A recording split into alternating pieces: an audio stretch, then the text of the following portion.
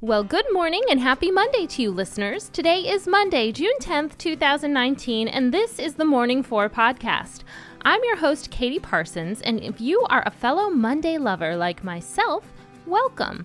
I'm so happy that we can revel in this early morning moment together. If you dislike Mondays or are dreading whatever is in front of you today or this week, I'm also really happy you're here.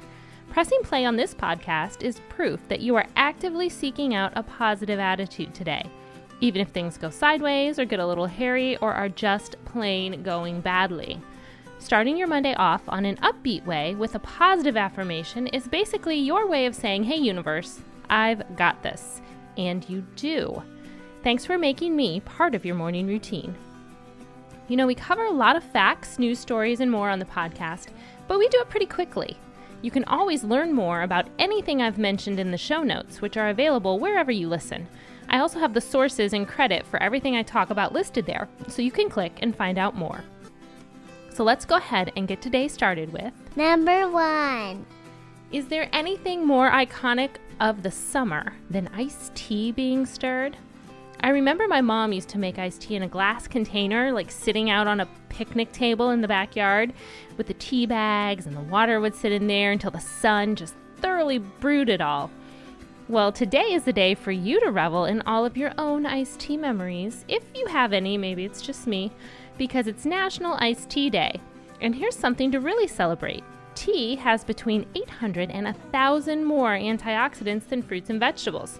Antioxidants help fight disease and build up the body against toxins, so enjoy a glass of iced tea today, and maybe even every day this summer. Number 2. There should be a place where only the things you want to happen, happen. Ah, a truer wish was never spoken.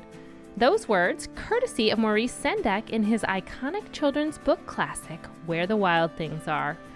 Born on June 10th, today, in 1928, in Brooklyn, New York, Sendak had Polish-Jewish parents who had immigrated to America. Maurice's childhood was affected by the death of many of his family members during the Holocaust, and he first rose to prominence as a children's book illustrator. But then his little off-kilter book, Where the Wild Things Are, was published in 1963, and it brought him acclaim as an author. Though some parents were unsure if the fanged monsters in his tale and the poor attitude of the protagonist were really appropriate for children.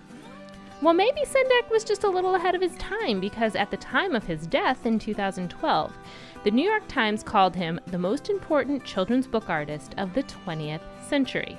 Happy birthday to an American legend. Number 3.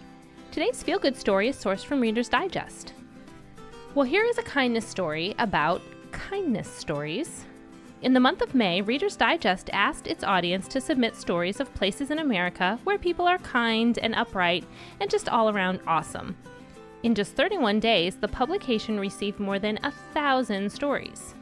So now a panel of judges will review the submitted stories and from it, pick the 50 nicest places in America. And those answers will be revealed on the first day of summer, June 21st, which is also my daughter London's birthday, so there's some good karma right there. The submissions-based contest launched in 2017 when a heartwarming story about Gallatin, Tennessee and its residents trying to overcome racial divides took the top prize.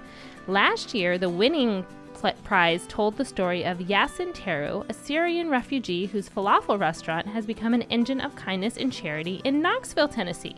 So it sounds to me like Tennessee is looking to defend its Kind Places title. I'll keep my eyes open for the submissions portions next year to share with you on this podcast, so you too can weigh in on your favorite, nicest places. Number 4. It's time to prep our minds for the day that lies ahead with today's affirmation. Repeat after me. My potential is even greater than my wildest imagination.